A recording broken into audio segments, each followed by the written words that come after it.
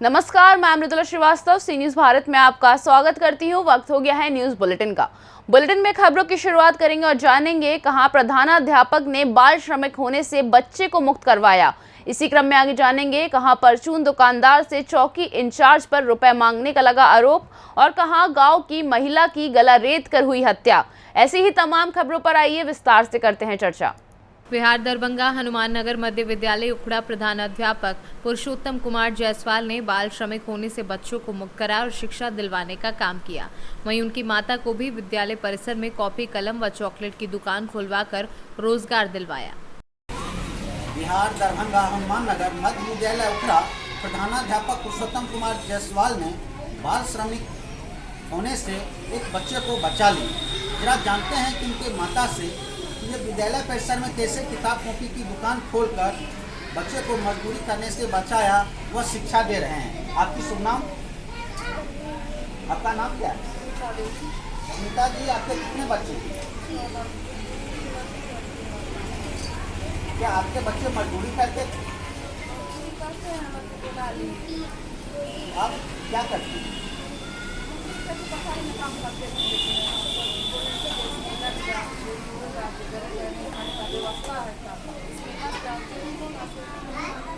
तो क्या अब आपके बच्चे इस विद्यालय में पढ़ाई करते हैं?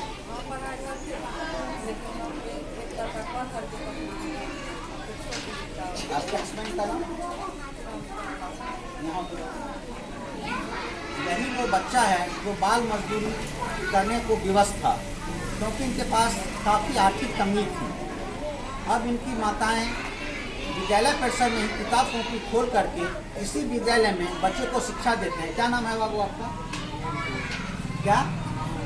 सतनाम कुमार। सतनाम किस क्लास में हो? 5वां में। क्या आप पढ़ाई करते हो? पहले क्या काम करते थे?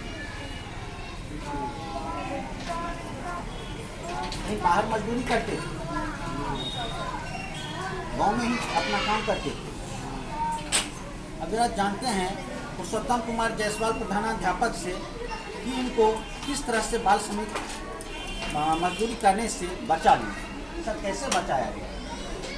मेरे स्कूल का बच्चा है सतनाम कुमार, और ये लगभग 5वां पढ़ने के बाद उसके बाद ये अपसेट रहना शुरू हो गया। तो पता लगा गया, तो ये बच्चा जो है ये आर्थिक स्थिति इतनी इसकी दयनीय हो गई है कि उसको अगल बगल में छोटा मोटा काम है वो करने के लिए मजबूर है, जिससे वो अपने परिवार का भरण पोषण कर सके। इनकी माता से पता चला कि इनकी माता है, इनके 6 बच्चे हैं, वो इस तरह से बीमार हो गए थे कि इन्होंने कर्जा लेकर के उसका इलाज कराया और वो कर्ज में पूरी तरह डूब चुकी है। तो मैंने इनकी माता को बुलाया और बुला करके इनको कहा कि ऐसा है कि आप अपने बच्चे की पढ़ाई आप जारी रखें, इसको बाल मजदूर नहीं होने दें और आप बच्चे को पुनः नाम लिखाएं, और आपकी जो आर्थिक स्थिति है उसके समाधान के लिए मैं आपको विद्यालय में ही ये बच्चों की कोई जरूरत की सामान जो है उसके लिए हम दुकान के लिए आपको हम पूंजी देते हैं, आप यहाँ पर दुकान करें। इससे एक और फायदा हो गया है, ये चूँकि ये जो हमारा स्कूल है वो समस्तीपुर लहरियासराय के मुख्य मार्गों पर, और ये बहुत चलता हुआ रोड, बच्चे छोटे छोटे चीज़ों के लिए है रोड क्रॉस कर जाते हैं तो दुर्घटना की संभावनाएं हमेशा बनी रहती है। इसी सब के मद्देनजर मैंने इनको सहायता किया है कि आप स्कूल में आए और स्कूल में करते हैं बच्चों की जरूरत की चीज़ें हैं उसको दें, जिससे कि आपका जो आर्थिक स्थिति भी अच्छा हो, और साथ में आपका जो बच्चा जो बाल मजदूर एक है जो लुधियाना में रह रहा है उसको भी आप बुलाइए। एक बच्चा है सतनाम है जो कि छोटा मोटा काम गांव में ही रहकर करता था, तो बाल मजदूरी का काम करता था, वो तो स्कूल ज्वाइन कर लिया, 6ठा में इसका है, पढ़ाई शुरू हो गया है और शिक्षित बच्चों के तरह इसका ये जो शिक्षा की व्यवस्था हम कर रहे हैं। दरभंगा से सी न्यूज संवाददाता राहुल कुमार सिंह की रिपोर्ट। फर्रुखाबाद में दरोगा जी की खुलेआम गुंडई, परचून दुकानदार से चौकी इंचार्ज पर रुपए मांगने का आरोप। ठेली वाले ने चौकी इंचार्ज पर पुलिस चौकी बनवाने में 5,000 ना देने पर मारपीट का आरोप लगाया है। काशीराम कॉलोनी हैबतपुर गड़िया के निवासियों ने बड़ी संख्या में एकत्रित होकर दरोगा का घेराव किया। हैबतपुर गड़िया स्थित काशीराम कॉलोनी में इसरार ठेला पर लगता है परचून की दुकान। इसरार का आरोप है कि चौकी इंचार्ज कई दिनों से चौकी में सहयोग को लेकर मांग रहे थे रुपए। बुधवार देर रात रुपए ना देने पर मारपीट की। घटना की जानकारी मिलने पर पहुंचे थानाध्यक्ष आमोद कुमार सिंह ने समझा बुझाकर लोगों को शांत कराया। क्या नाम है आपका? मेरा नाम सरवन कुमार है। कहाँ रहते हो आप? बजिया फील्ड। क्या मामला हो गया? मामला ये था कि मैं साहब फेरी लगाता हूँ, जी। उससे चौकी के लिए 5,000 रुपये मांगे जा रहे हैं। हाँ? 5,000 रुपये मांगे जा रहे हैं। हमने देने से मैं इनकार कर दिया। हमने भाई साहब हम गरीब आदमी हैं, विकलांग आदमी का काम कर रहे हैं, मुझे 6,000 रुपये तनख्वाह देता है अगला, मैं उसका तनखे पे काम करता हूँ। पर उन्होंने नहीं माना, उन्होंने जबरदस्ती मुझे मारा, इतना मारा, कल भी मारा और आज तो इतने बहुत ही मारा मुझे। नहीं, किसने मांगे पैसे देखो आपसे? चेहरा मेरा पूरा सुजा। मारा किसने आपको? मुझे RK चौबे ने। कौन है ये? ये दरोगा है। दरोगा। किस वजह से मारा आपको? अरे पैसे नहीं दिए तब इस मारा, इसलिए। पैसे किस लिए मांग रहे थे? पैसे इसलिए मांग रहे थे कि मुझे चाहिए, मतलब मेरे के लिए घूम रहे हो, मेरी कर रहे हैं, इसलिए मारा। अच्छा, इसलिए मांगे। हम मेरा भाई विकलांग है, कहीं लंगड़ा हो चाहे लूला हो, हम पैसे सबसे लेते हैं। कौन बोला ये? दरोगा जी कह रहे थे चाहे लंगड़ा हो चाहे लूला, मैं पैसे सबसे लेता हूँ। मुझे 32 साल हो गई नौकरी करते हुए, मुझे जानते नहीं हो। तो यहाँ क्या चौकी का निर्माण हो रहा है क्या? निर्माण हो रहा है, चौकी निर्माण कर रहा है। कितने रुपए मांगे आपसे? 5,000। 5,000 रुपए मांगे। मैं झूठ नहीं बोलता हूँ, मैं राम जी को मानता हूँ, झूठ नहीं बोलना पसंद करता हूँ। फर्रुखाबाद से सीनू संवाददाता सूरज शुक्ला की रिपोर्ट। चतरा जिले के टंडवा थाना क्षेत्र के महिला की गला रेत कर हत्या किए जाने का सनसनीखेज मामला सामने आया है। घटना थाना क्षेत्र के घैला कटाही गांव की है, जहां गांव के नदी किनारे स्थित शमशान घाट के समीप आधी रात को असामाजिक तत्वों ने महिला के गला रेत के बाद साक्ष्य छुपाने के उद्देश्य से शव को घसीटकर झाड़ी के पीछे फेंक दिया। घटना को लेकर आशंका जताई जा रही है कि हत्या से पूर्व महिला के साथ दुष्कर्म की घटना को अंजाम दिया गया है। घटना के बाद से इलाके में सनसनी मच गई है। काफ़ी निर्णय घटना है। प्रशासन अपने स्तर पर जांच कर रही है और प्रशासन को पूरे ग्रामीण सहयोग कर रहे हैं। इस तरह का घटना हमारे क्षेत्र में कभी नहीं हुआ है और हम लोग उम्मीद करते हैं कि प्रशासन जो कार्रवाई करेगी उससे जो दोषी हैं उनको पकड़ा जाएगा, ताकि उनका मनोबल आगे बढ़े नहीं। हम लोगों का प्रशासन से गुजारिश है, किसी भी कीमत पे दोषी को छोड़ना नहीं है। इसमें जिस तरह का भी मदद उनको चाहिए होगा, हम और हमारे पंचायत के पूरे लोग प्रशासन के साथ हैं, मदद कर रहे हैं, ताकि जल्द से जल्द दोषियों को पकड़कर उन पर न्याय उचित कार्रवाई किया जा सके। करेंगे। हाँ, गला रेत कर उनका हत्या किया गया। झारखंड से सीनू संवाददाता लकी की रिपोर्ट। चंदवा प्रखंड अंतर्गत मालहन पंचायत के लोहरसी गांव के बहेरा टोली के ग्रामीण ट्रांसफार्मर जलने पर विगत 2 वर्षों से अंधेरे में रहने को विवश हैं। ग्रामीणों का दर्द और विवशता को सुनने वाला कोई नहीं है। ग्रामीणों ने कहा कि ऐसा लगता है कि झारखंड में सरकार और नियम कानून का कोई महत्व नहीं रह गया है।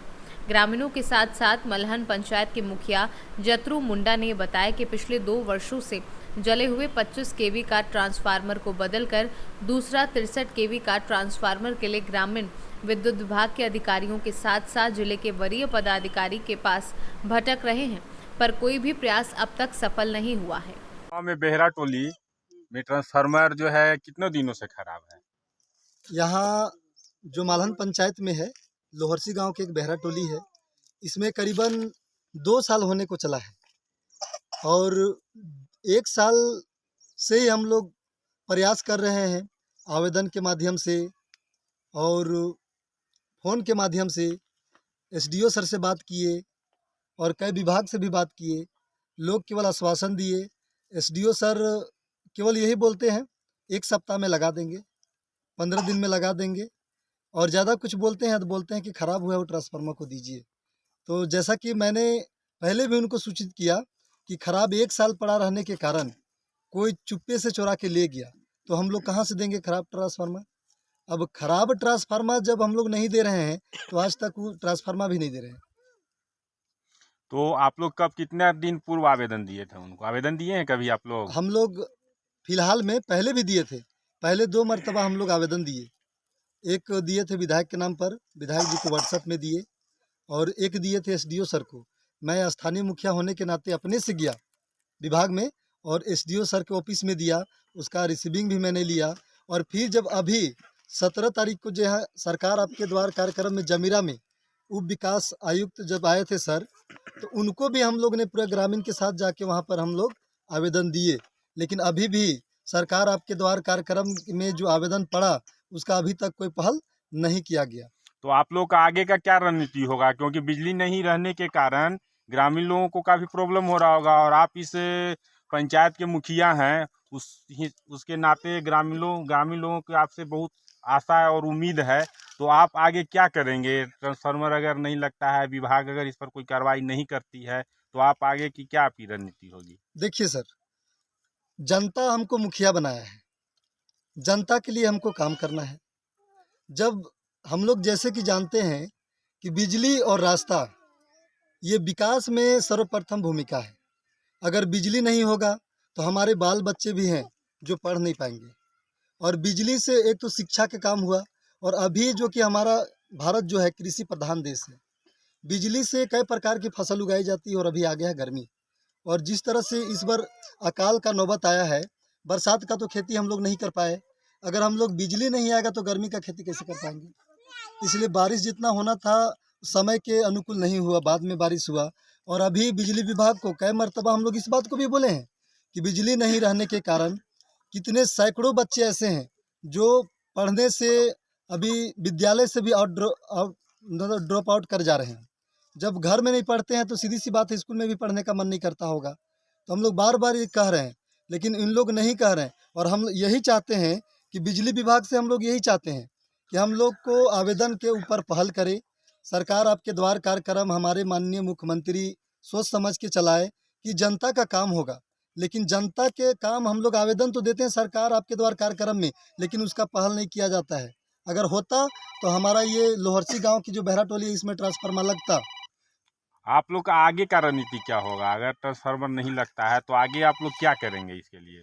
अगर बिजली विभाग लातेहार अगर हम लोग की बात नहीं सुनती है तो यहाँ की जनता और मैं स्थानीय मुखिया हम लोग अपने विचार किए कि अगर मान लिया जाए विभाग हम लोग को ट्रांसफार्मर नहीं देगी तो दूसरा कोई ट्रांसफार्मर तो देगा नहीं।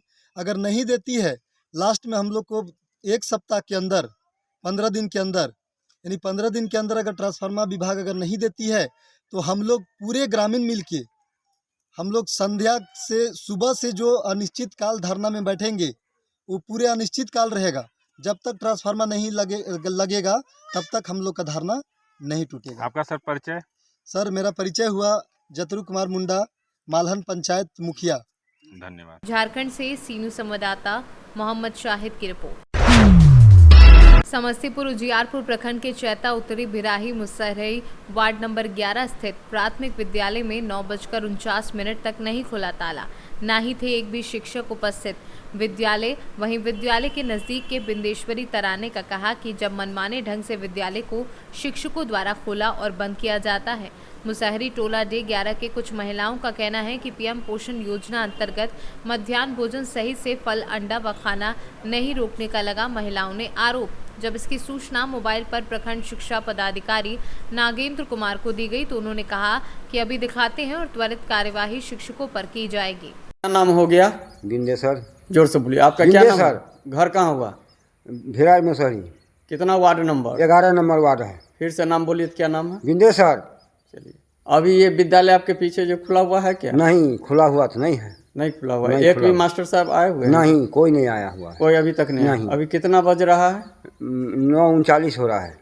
40 हो रहा है। कितना बजे तक खुलता है ये है पता? ये तो उनको मैंने मर्जी को बात है, कभी 10:30 बजाता है, कभी कुछ भी आता है, वो अपना मर्जी से काम करता है। अच्छा। हाँ, वो मर्जी को बात उसको रह गया है। बच्चे लोग का खाना पीना कैसा मिलता है? खाना कभी नीमक मैंने कि जो नहीं है उधर से लाता है मांग के, उधर से पैसा जो मिलता है सब अपना रखता है। अच्छा। हाँ, बढ़िया खाना मैंने यहाँ नहीं। कौन देखने वाला है? कोई देखने वाला यहाँ नहीं है, मैंने कहने वाला है। हरिजन का स्कूल है, अपना जो मर्जी होता है करता है। कौन देखने वाला, उसको कहने वाला कौन है? कोई नहीं है। हुआ तुम्हारा क्या कहना है? ये विद्यालय खुला हुआ है? स्कूल नहीं खुला हुआ है। जोर से बोलो। नहीं खुला हुआ है। क्या नाम हो गया तुम्हारा? नीतीश कुमार। घर? बिरार मुसहरी चैता। वार्ड? 11। यहाँ कितने बजे तक विद्यालय खुलता है? 9 बजे विद्यालय खुलता है, लेकिन अभी नहीं खुला। अब यहाँ नहीं खुला है? नहीं। समस्तीपुर से सीनू संवाददाता प्रवीण प्रकाश की रिपोर्ट। आज चंदेरी में रामलीला स्थानीय कलाकारों द्वारा रामलीला मैदान में देर रात तक रामलीला को देखने दर्शक पहुंच रहे हैं। बुधवार को खेल पंडा खेल का संवाद किया और रावण वध मंचन किया व राजतिलक के साथ रामलीला समापन हुई। राम का पार ब्रजेश चौबे, लक्ष्मण का पार दीपक पटेरिया, सीता के पास राकेश भारद्वाज, रावण का अभिनय अरुण तिवारी, हनुमान का पाठ पंकज मिश्रा, खेल पंडा खेल का पाठ शुभम तिवारी आदि ने किया। अशोकनगर से सीनू संवाददाता सिद्धार्थ साग की रिपोर्ट। सिकटा में एक दूजे के लिए हुए 5 जोड़े छठ घाट पर आयोजित सामूहिक विवाह में उमड़ी भीड़। विवाहोत्सव में सिकटा मुखिया का उल्लेखनीय योग। खबर पश्चिम चंपारण के सिकटा से है, जहां सिकटा घाट पर आयोजित सामूहिक विवाह समारोह में 5 जोड़ी वर वधू परिणय सूत्र में बंधे। विवाह समारोह को देखने के लिए ग्रामीण क्षेत्र से हजारों नर नारियों की भीड़ जुटी। सिकटा के मुखिया नीलू यादव एवं समाज सेवी रमेश बरनवाल की शादी समारोह संपन्न कराने में उल्लेखनीय भूमिका रही। सामूहिक विवाह का जो कार्यक्रम चल रहा है, ये कार्यक्रम आपके द्वारा किया जा रहा है। क्या नाम है? नीला देवी मुखिया, भाभी मुखिया हैं यहाँ की। अच्छा, ये समारोह वर्तमान मुखिया वही। ये बताया जाए कि सामूहिक विवाह का जो आयोजन है, ये पहली दफ़ा आप कर रहे हैं कि इसके पहले करवा चुके हैं? इसके पहले भी किए हैं, दूसरी बार हो रहा है। दूसरी हो रहा है। दूसरी बार हो रहा है। आपको सहयोग मिल रहा है कि नहीं समाज की तरफ? समाज से सहयोग मिला है, प्रशासन से भी सहयोग है, प्रखंड विकास पदाधिकारी से भी सहयोग है, अंचल अधिकारी से भी सहयोग है। ये जो सामूहिक विवाह का आयोजन हुआ है, जी हाँ, ये आप कितने दफ़ा यहाँ पर करा चुके हैं सामूहिक विवाह का? सर, हम लोग 2019 में एक बार कराए थे। कोरोना के चलते 2 साल नहीं करा पाए। इस साल फिर हम लोग शुरू कर दिए हैं और हर साल कराएंगे। अच्छा, इस समाज का इसमें सहयोग आपको मिल रहा है? पूरा समाज का इसमें सहयोग रहता है सर। मिलता है आपको? हाँ, पूरा समाज का सहयोग। अभी कितने जोड़े का यहाँ पर हो रहा है? अभी आज हम लोग हिंदू का 5 जोड़ी का हम लोग शादी करा रहे हैं। कल मुस्लिम लोगों के 3 जोड़े का शादी हम लोग दिन में कराएंगे। क्या शुभ नाम है सर? रमेश कुमार बरनवाल। बेतिया से सीनू संवाददाता विनोद कुमार की रिपोर्ट। हमीरपुर में सरकारी स्कूल में पढ़ाई की जगह मजदूरी कर रहे स्कूली बच्चे, कॉपी पेन की जगह फावड़ा चलाने की ट्रेनिंग दी जा रही है। कुर्सी में बैठे प्रधानाचार्य मोबाइल चलाने में मस्त, छात्र कर रहे मजदूरी। वीडियो सोशल मीडिया पर हुआ वायरल। मामला मौदहा विकासखंड के गुड़ा गांव स्थित जूनियर विद्यालय का है। हमीरपुर से सीनू संवाददाता अवधेश राजपूत की रिपोर्ट। यूपी के कन्नौज जिले में घने कोहरे के चलते सवारियों से भरी कार एक गड्ढे में गिर गई। हादसे में 7 लोग घायल हो गए हैं। सभी घायलों को पास के सरकारी अस्पताल में भर्ती कराया गया है, जिसमें 4 लोगों को ज्यादा चोटें आई हैं। एक्सीडेंट हुआ तो क्या हादसा हुआ था? जी भाई साहब, हरिद्वार से आ रहे थे वापसी, इधर भौरीपुर जिला फरुखाबाद के पास में कोहरा काफ़ी तेज़ था। गाड़ी की स्पीड बहुत स्लो थी। इससे थोड़ा ज़मीन में फिसलन होने के कारण गाड़ी फिसलने जाकर गड्ढे में पलट गई। कितने लोग घायल हुए हैं? इसमें 4 लोग घायल हुए हैं और 3 लोगों को मामूली चोट है। सबसे 7 लोग घायल हैं? कितने हैं? हाँ, सब 7 लोग घायल हैं। ठीक है, स्वस्थ? हाँ, ठीक है। कहाँ पर भर्ती कराया गया? इनको सौसैया नगला दिलू अस्पताल छिबरामऊ जिला कन्नौज में भर्ती कराया गया है। कन्नौज से सीनू संवाददाता महेश गौड़ की रिपोर्ट। सोनभद्र के ओबरा में लगातार बार एसोसिएशन का धरना 9वें दिन भी जारी रहा। ओबरा तहसील का मुद्दा इन दिनों सुर्खियों में बना है। अधिकारियों का ध्यान आकर्षित कराने के लिए ओबरा बार एसोसिएशन के नेतृत्व में लगातार धरना प्रदर्शन किया जा रहा है। आज 9वें दिन ओबरा तहसील के मुद्दे को लेकर 4 लोग अनशन पर बैठे। वकीलों ने जमकर नारेबाजी करते हुए ओबरा विधायक व राज्य मंत्री संजीव गौड़ के ऊपर गंभीर आरोप लगाए। अब तक मौके पर कोई भी अधिकारी के न पहुंचने से इस आंदोलन को व्यापार रूप देकर जन आंदोलन बनाने की बात कही है। नमस्कार दोस्तों, मैं मुश्ताक अहमद, आप देख रहे हैं सी न्यूज़ भारत। आज हम खड़े हैं ओबरा तहसील में और यहाँ जो धरना प्रदर्शन चल रहा है, आज धरने का 9वां दिन है और ये ओबरा विधानसभा में स्थायी ओबरा तहसील भवन निर्माण हेतु ये धरना प्रदर्शन है और यहाँ कुछ अधिवक्ता और कुछ समाज सेवी बैठे हुए हैं। हम इनसे आगे बात करेंगे ये धरना किस लिए है और ये धरना कितने दिन चलेगा। कैमरामैन से कहेंगे थोड़ा कैमरे को। सर, आपका नाम? ब्रजेश पांडे। सर, आप किस पद पर कार्यरत हैं? हम अधिवक्ता हैं। यहाँ धरना प्रदर्शन करने का क्या मुख्य कारण क्या है? यहाँ पे धरना प्रदर्शन करने का मुख्य कारण हम लोगों का, देखिए, हम भी एक समाज के अंग होते हैं और समाज के एक मुख्य धारा में चलने का प्रयास करते हैं। हमारे साथ तमाम ओबरा विधानसभा 115 गाँव को मिलाकर के यहाँ ओबरा तहसील बनाई गई। उत्तर प्रदेश सरकार के संज्ञान लेते हुए पिछले कई सालों से कई लोगों ने इसके लिए बहुत आंदोलन किया कि भौगोलिक दृष्टि से हमारा ओबरा परिक्षेत्र काफ़ी दुर्गम है और भाट क्षेत्र कहे जाने वाले मुख्यालय तक नहीं पहुंच पाते हैं। तो ओबरा तहसील की मांग की गई। एक लंबे समय तक हड़ताल चला, धरना प्रदर्शन चला, लोगों ने ज्ञापन दिया, लोगों ने लखनऊ विधानसभा जाकर के इस बातों को रखा। तो धीरे धीरे करके एक वक्त आया कि महाराज जी के सरकार आने के बाद यहाँ पे ओबरा विधानसभा क्षेत्र के भौगोलिक दृष्टि को देखते हुए एक नए तहसील का निर्माण किया गया, आदेश किया गया। पिछले 2 अक्टूबर को आज 2 साल 2.5 साल हो गया ओबरा तहसील को उद्घाटन किए हुए। आनंद फानंद में ओबरा नगर के अंतर्गत जो बिल्डिंग पड़ी हुई थी, वर्तमान जिलाधिकारी के निर्देशन में यहाँ इसको मेंटेनेंस करा करके भारी पैसा खर्च करके यहाँ पे संचालित किया गया। जो 115 गांव के अधिकारी यहाँ पे आते हैं, वो 2.5 सालों में उनकी गतिविधि और दिनचर्या भी बन चुकी है। यहाँ आना जाना उनके लिए सुलभ हो चुका है। शुरुआत में कोई भी चीज़ें होती हैं तो कठिनाइयाँ होती हैं, लेकिन ये कठिनाइयाँ अब ये सरलता में बदल चुकी है। तो एक स्वभाव में, नेचर में यहाँ के आम जनमानस में हो चुका था कि तहसील हमारा यहीं रहे और यहीं रहेगा। यहाँ धरना देने का कारण क्या है? कारण ये है कि पूरे प्रदेश में, पूरे विधानसभा में जितनी भी तहसीलें बनाई गई हैं वो अपने अपने विधानसभा परिक्षेत्र के अंतर्गत हैं। ऐसा मेरे समझ से, अभी मेरे जानकारी में कोई तहसील नहीं है जो अपने विधानसभा से बाहर हो। हमारे जनपद सोनभद्र में 4 विधानसभा हैं, जिसके नियमित 4 तहसीलें भी हो चुकी हैं। दुद्धी विधानसभा की तहसील अपने विधानसभा परिक्षेत्र में है, रावटगंज विधानसभा की तहसील रावटगंज विधानसभा परिक्षेत्र में है, घोरावल विधानसभा की तहसील घोरावल विधानसभा परिक्षेत्र में है। तो सबसे प्रथम पॉइंट यह है कि ओबरा विधानसभा का तहसील रावटगंज विधानसभा में क्यों जा रहा है। यही तहसील अगर डाला लक्ष्मण नगर में हो तो इसके लिए ग्रामीणों को क्या? डाला लक्ष्मण नगर होने पर 2-3 पॉइंट ऐसी है कि वहाँ दुर्गम है और ये आम जनमानस की सहमति भी है। हम लोगों के धरना प्रदर्शन के साथ एक आम जनता, वादकारी, अधिकारी सबके विचार में है। लेकिन अभी तक हमारे साथ न तो कोई ऐसा राजनेता या कोई जिम्मेदार व्यक्ति या यहाँ का विधायक, मंत्री, सांसद अभी इसको संज्ञान में न लेकर के या ले जानने के बावजूद भी अनदेखा कर रहे हैं। डाला में जाने से 2-3 प्रकार की क्षति है। पहला यह है कि डाला लगभग एक प्रदूषण बाहुल क्षेत्र है, खनन क्षेत्र है, जहाँ पे तहसील के लिए जमीन को अलॉट किया गया है उसके कुछ ही दूरी पर माइनिंग का क्षेत्र है, खदानें हैं, क्रेशर हैं। प्रदूषण यहाँ से ज़्यादा वहाँ पे है। हम नहीं कहते हैं कि प्रदूषण मुक्त जनपद है, लेकिन डाला एक प्रदूषण का ज़्यादा भारी मात्रा में दिक्कत है। और चारों तरफ से लोग डाला तहसील मुख्यालय पर पहुँचने का जब प्रयास करेंगे तो ओबरा और डाला के बीच में रेलवे क्रॉसिंग आती है। 1:30 बजे के बाद सादा मंदिर से लेकर बग्घा नाला के बीच में वो लाल झंडे लेके लोग खड़े हो जाते हैं। अगर मान लीजिए कोई अधिकारी को न्यायालय पहुँचना है 1 बजे और 1 बजे वो माइनिंग रास्ते में बग्घा नाला, हाथी नाला और गजराज नगर इधर झंडा लेके खड़े हैं कि ब्लास्टिंग का टाइम है, आप नहीं जा सकते, तो इसका मतलब वो तो वादकारी वहाँ पहुँच नहीं सकता अपने टाइम पे। या तो उसको वारंट हो जाए या तो जेल हो जाए, उसको निरस्त किया जाए और उचित जगह का तलाश करके तहसील को बनाई जाए। अगर यहाँ तहसील रहे तो सबसे बेस्ट है। आम जनमानस की सहमति है कि ओबरा में रहना चाहिए। हमारा यहाँ पे कई सारे सरकारी प्रतिष्ठान भी हैं, कई न्यायालय भी पहले से चलते हैं, ठीक ना, 4 न्यायालय ओबरा में स्थापित हैं, तो तहसील भी यहाँ ओबरा में ही रहना चाहिए।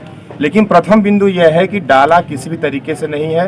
एक तो दूसरी विधानसभा है, ओबरा विधानसभा के तहसील डाला, लक्ष्मण नगर, रावटगंज विधानसभा में तो नहीं होने दिया जाएगा। ये बताइए कि ऑलरेडी तहसील जो यहाँ बना हुआ है, ये पहले विद्यालय हुआ करता था जी, लेकिन इसको सरकारी ढंग से तहसील बना दिया गया। इसमें भी करोड़ों रुपए खर्चे किए गए।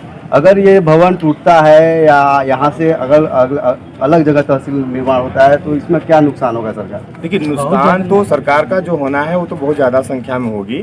तहसील यहाँ पे विद्यालय बहुत पहले चला करता था, ये बिल्डिंग खंडहर के रूप में तब्दील थी। जगह को मेंटेन किया गया। यहाँ पे कम से कम नहीं तो 15 फीट गड्ढे थे, गड्ढे को पाटा गया है। यहाँ पे वृक्षारोपण हम अधिवक्ता और यहाँ के प्रशासन अधिकारी लग करके हमने सुंदर करने के लिए यहाँ पे कम से कम 100-150 पौधे लगाए हैं। हमारे पौधे खड़े हो चुके हैं, पानी का व्यवस्था किए हैं और इसको बिल्डिंग को मेंटेन करके यहाँ पे न्यायालय आज 2.5-3 साल से चल रहा है। किसी अधिकारी को किसी प्रकार की कोई दिक्कत नहीं है। हमको लगता है किसी को डेवलपमेंट करके जो अतिरिक्त पैसे हैं लगा करके तहसील को सुदृढ़ीकरण किया जाए। अगल बगल जमीनें पड़ी हुई हैं, जमीन का व्यवस्था की जाएगा, लेकिन ये विषय हमारा नहीं है, ये तो प्रशासन व्यवस्था करेगा। विषय हमारा ये है कि डाला में नहीं बनना चाहिए। अच्छा, बड़े अधिकारी को आपने जब डीएम संज्ञान में दिया तो इस मामले में उन्होंने क्या? लिखित आश्वासन कहीं से भी नहीं मिला है। मौखिक तरीके से सब लोग कहते हैं कि डाला उचित जगह नहीं है। देखिए, अब अभी भी तहसील भवन के पास खड़े हैं। अभी हमारे अधिवक्ताओं की आपने बात सुनी तो उनका कहना है कि ओबरा में अगर तहसील हो तो यहाँ के जो इस ओबरा नगर से इस तहसील से कम 30 गाँव से अधिक गाँवों को ये जोड़ता है। तो अगर यहाँ ये तहसील होती है तो लोगों को आप हम कह रहे थे कि ये मतलब कि कई गांवों को जोड़ता है, बहुत अधिक गांव हैं ओबरा क्षेत्र परिक्षेत्र में, जो 30 से 150 से बीच जो गांव होंगे वो इस तहसील से जुड़े हुए हैं। यहाँ पे आने में कोई समस्या ना उत्पन्न हो, इसलिए इस तहसील का निर्माण यही होना चाहिए। आप लोग ओबरा तहसील की मांग को लेकर बैठे हैं, कितने दिन से बैठे हैं और क्या क्या मांगे हैं आपकी? कर्मचारी कमीशन का 9वां दिन है। हमारा मेन मामला ये मांग है कि सबसे पहले जो चयनित हो गया लक्ष्मण नगर में खतौनी में नाम दर्ज हो गया है, सबसे पहले उसको निरस्त करने के लिए जो है ये आंदोलन पहले उस पर है कि वो निरस्त हो। इसके बाद जब ओबरा विधानसभा में ओबरा में जमीन का चयन हो, वहाँ पे तहसील बने। तो अभी जिस पे तहसील चल रही है, जिस बिल्डिंग में, इसमें आपको या स्थानीय अधिकारियों को क्या आपत्ति है? स्थानीय अधिकारी को भी कोई आपत्ति नहीं है, हम लोगों को कोई आपत्ति नहीं है। यहाँ पे कम से कम 1 करोड़ से ज़्यादा पैसा खर्च हो चुका है और यहाँ से हम लोग के 3-4 न्यायालय चलते हैं जो एकदम समीप में है। हम लोग वादकारियों के लिए सबसे सुरक्षित और सेफ जगह है। एडीजे कोर्ट चल रहा है अनपरा स्थित ओबरा, क्योंकि सुप्रीम कोर्ट भी जो है इसको संज्ञान में लिया था कि एडीजे अनपरा कोर्ट होना चाहिए, वो स्थित ओबरा बना है। क्योंकि अगर वो अनपरा बनना होता तो यहाँ क्यों बनाते? तो देखे दोनों की मध्य कड़ी ये है, इसलिए एडीजे अनपरा स्थित ओबरा बना है। ये ओबरा विधानसभा है। ओबरा विधानसभा है। और आप लोग चाहते हैं कि ओबरा विधानसभा में, क्योंकि पूरे उत्तर प्रदेश में 336 तहसीलें लगभग होंगी, जिस विधानसभा में मुख्यमंत्री द्वारा गजट होता है या ओबरा के नाम से आता है। सोनभद्र से सी न्यूज़ संवाददाता मुस्ताक अहमद की रिपोर्ट। फिलहाल के इस न्यूज बुलेटिन में बस इतना ही। देश और दुनिया की तमाम खबरों को जानने के लिए देखते रहिए सी न्यूज़ भारत। हर खबर आपके साथ, आपके हाथ।